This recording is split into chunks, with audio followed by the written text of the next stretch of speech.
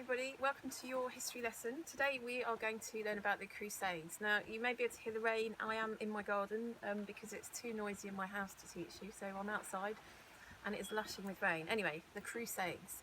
The word crusade means holy war or war of the cross, and it refers to a series of wars that happened between 700 and 900 years ago in the Middle East, in and around the city of Jerusalem. Now, at the time of the Norman conquest, Jerusalem was lived in by Christians, Muslims, Jews. It still is a very holy city for all three religions.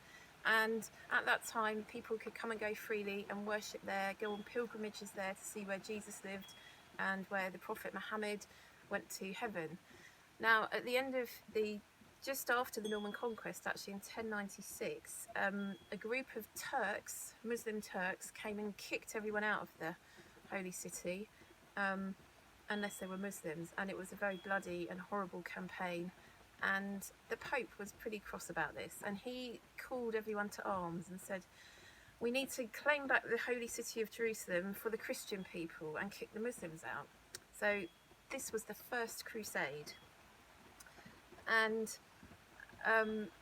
people from all over Europe went and fought in the Holy Land to try and get rid of the Muslims out of Jerusalem, and they were quite successful.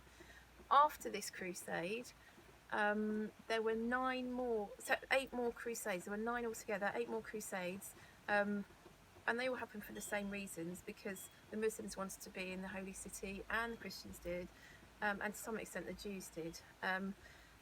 And it was only the first crusade that was actually successful for the Christians. After that, they tried and tried and tried, but they didn't manage to get it back.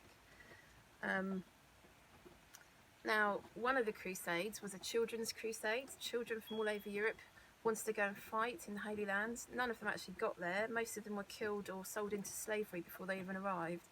Another crusade, serfs and peasants from all over Europe were heading towards the Holy Land, but they'd never been there and they didn't know.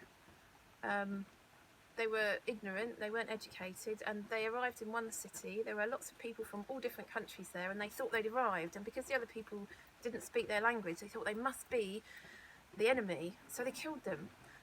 So all these people that were actually on the same side from different countries ended up fighting each other and not getting anywhere near the Holy Land and killing each other anyway. Now, the third crusade is probably the most famous one, and the one that you will have probably heard of, the people who were in it. The Muslim leader was a guy called Saladin, and the English Christian leader was Richard I, or Richard the Lionheart. He wasn't successful. He didn't even get to Jerusalem. He did take lots of lands in the Holy Land, but not Jerusalem. Now, even though the Christians weren't particularly successful, there were lots of things that we learned from the Crusades. The Muslims were much more advanced than the Christians at this stage. They were much better at science, much better at medicine.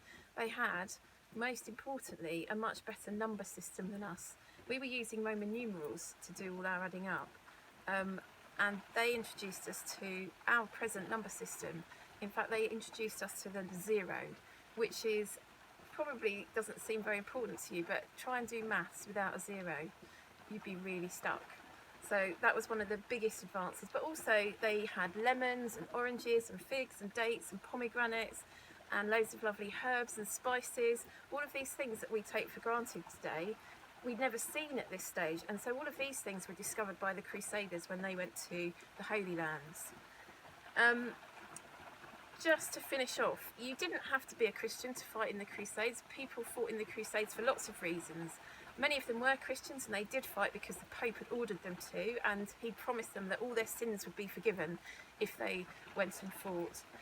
Lots of peasants went to fight because the Pope, again, had also told them that they'd become free men if they went to fight in the Holy Land. I'm not sure if that actually happened. I think most of them probably died because they weren't trained fighters. Other people who went to fight were maybe people who just wanted an adventure, and I'm sure they must have got an adventure. There were also younger sons of nobles who had no chance of inheriting any land or castles in England or in their own country, so they went to fight in the Holy Land to see if they could get their own castles and land there. And there were also some troublesome knights, and lots of the kings of Europe ordered their troublesome knights to go and fight in the Crusades.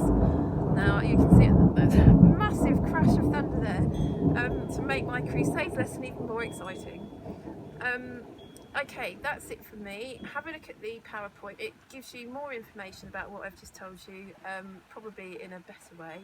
And your final thing today, you've got to design and write a quiz about the Crusades. Okay, you need to try and write 5 questions and give me answers. You could have a true or false question, or you could give 3 alternative answers. It's up to you. Okay, I hope you've enjoyed this, even the thunder and lightning, and I'll see you soon.